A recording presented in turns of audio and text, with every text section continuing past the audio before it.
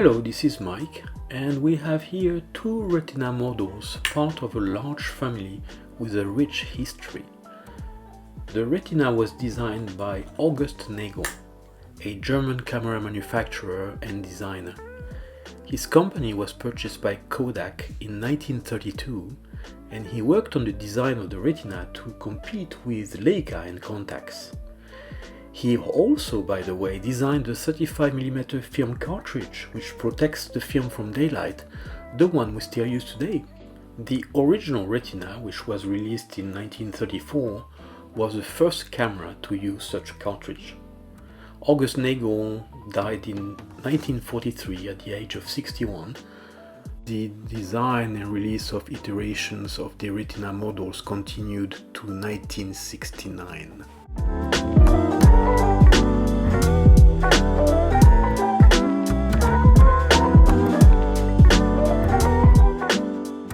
The Retina IIa is one of the smallest rangefinder ever made.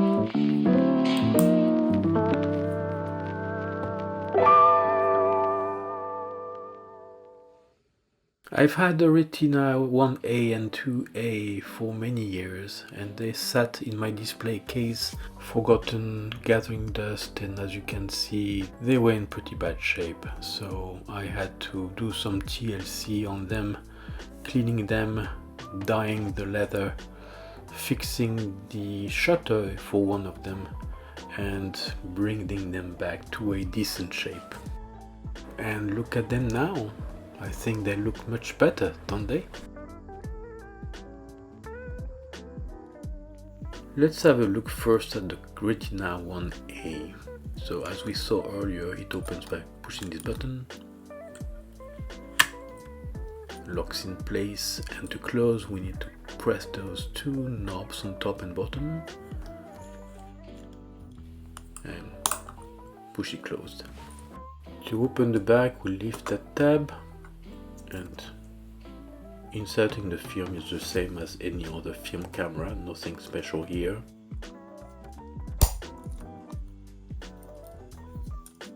There is a film counter on the top of the film advance lever.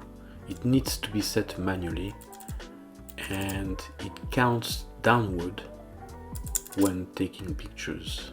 When the count reaches 1, it is no longer possible to arm. The lever will be blocked.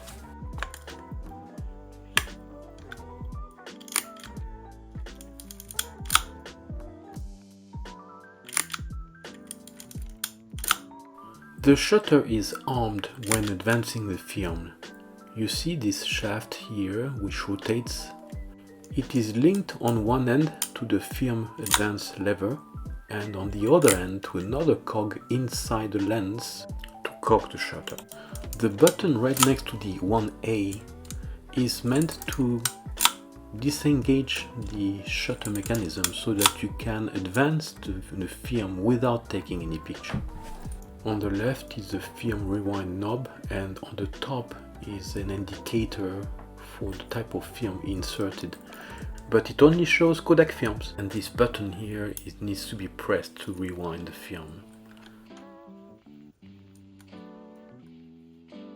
The viewfinder, it has to be said, is terrible. It is really tiny, only 4mm wide. That's just above 1/8 of an inch.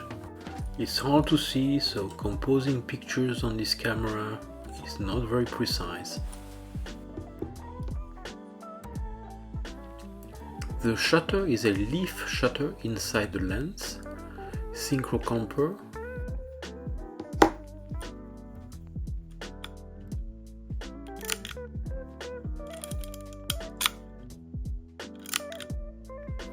the speeds are from 1/500th of a second to 1 second, and the bulb mode. You can see that the shutter is a bit old, it takes too long to close in the low speeds.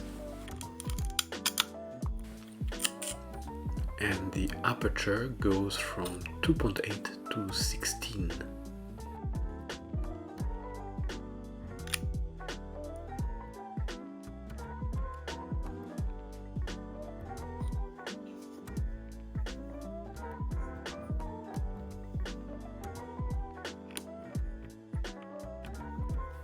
Focusing is done by turning this knob, and you can see on the top the depth of field scale.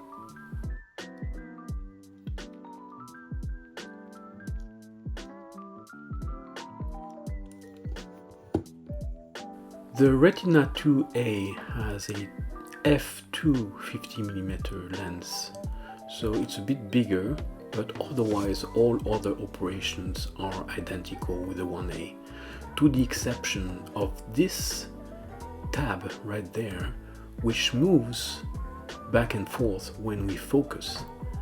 And this is in turn inside the camera moving the mirror, which is the split image for the rangefinder.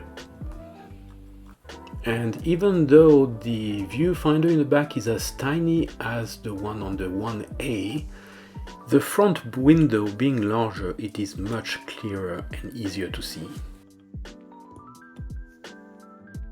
The Retina 1A and 2A were well received and quite popular. Their folding design made them very compact. They were well built with a lot of innovation at the time, and the 2A rangefinder in particular was a worthy competitor of Leica rangefinder, not only because of its design and good quality of construction, but also thanks to the bright and sharp Schneider xenon lens.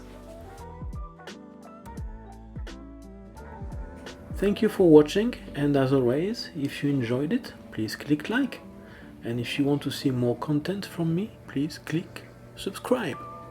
Until next time, this is Mike signing off.